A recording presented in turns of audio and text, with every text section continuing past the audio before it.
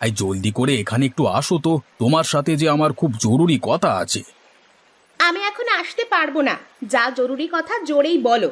যত সব কাজের সময় ডাকাডাকি করে। বললাম যে আমার হাতে এখনো অনেক কাজ আছে। আরে গিন্নি, কাজ পরে করো, জলদি করে আগে বাইরে একটু এসে দেখে যাও। আরে বললাম তো হাতে আমার আমার হাতে খুব জরুরি কাজ। এখন আমি আসতে পারবো না। এই বর্ষায় ডুবে যাওয়া গ্রামে থাকতে আমার আর একদমই ভালো লাগছে না। কবে যে এই জাহান্নাম থেকে বের হব। আহা গিন্নি, ওসব কাজ পরেও করা যাবে, তার আগে বাইরে এসে দেখে যাও। এক চুলো বিক্রেতা এসেছে। তোমার তো আবার বর্ষার পানিতে রান্নাঘরের সব চুলো নষ্ট হয়ে গেছে। এখন তো গ্যাসে রান্না করো, গ্যাস যে খুব ব্যয়বহুল হয়ে পড়ছে। এখন তুমি একটা মাটির চুলো কিনে নিলে আমাকে আর অত দাম দিয়ে গ্যাস কিনতে হবে না।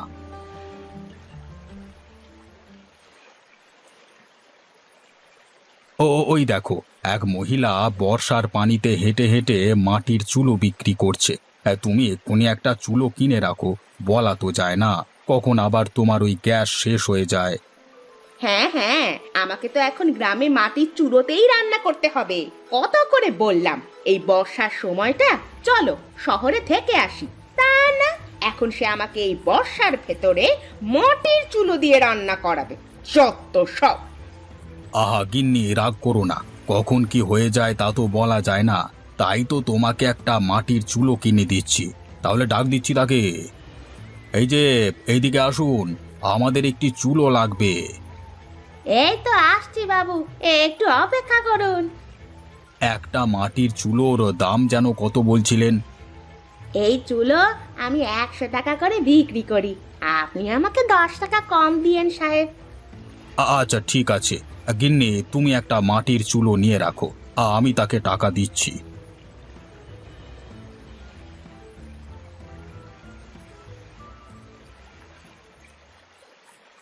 যাক বাবা, আজকে চুলোটা বিক্রি করে ফেলেছি।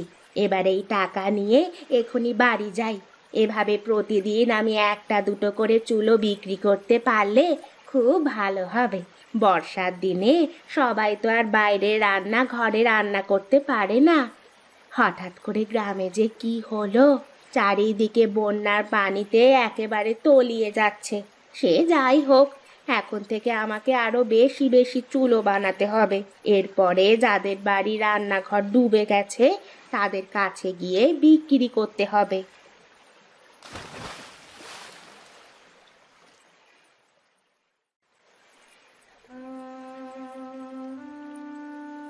শোনো মতি, তোমার বউ পানিতে পড়ে যাওয়ার কারণে ওর খুব বেশি জ্বর ঠান্ডা হয়েছে, বুঝলে? ওকে কটা দিন একটু বিশ্রাম নিতে হবে। এই সময় ওকে দিয়ে কোনো কাজ করানো যাবে না। আর হ্যাঁ, সময় মতো ওর খাওয়া দাওয়ার দিকেও খেয়াল রাখতে হবে, নইলে এই ঠান্ডা কিন্তু আরো বেড়ে যাবে। আগে ডাক্তার মশাই, ঠিক আছে, আপনি যা যা বলেছেন আমি তাই তাই করব। যেভাবেই হোক আমার বউটাকে দ্রুত সুস্থ করে ফেলবো। বর্ষার কারণে আমার কোনো কাজ নেই। এই বউ আমার বুদ্ধি করে চুলো বানিয়ে বিক্রি করবার বুদ্ধিটা বের করেছে। এখনো চুলো বিক্রি না করলে যে আমাদের সংসার আর চলবে না। তোমাদের গরিবের বিষয়টা আমি বুঝতে পেরেছি মতি, যা হবার তাই হবে, এ নিয়ে অত ভেবো না।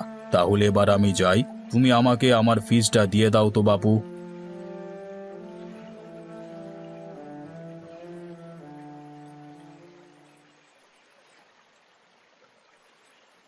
ওগো, কোথায় তুমি? এদিকে একটু এসো তো। আরে কি করছো গিন্নি? তুমি আবার একা একা কষ্ট করে উঠলে কেন? আমাকে ডাক দিলেই তো পারো। এই সামান্য একটা বিষয়ের জন্য তোমাকে আবার কেন ডাক দিব? আসলে আমার খুব খিদে পেয়েছিল, তাই তোমাকে ডাকছিলাম। এই তো আমি তোমার জন্য সকালের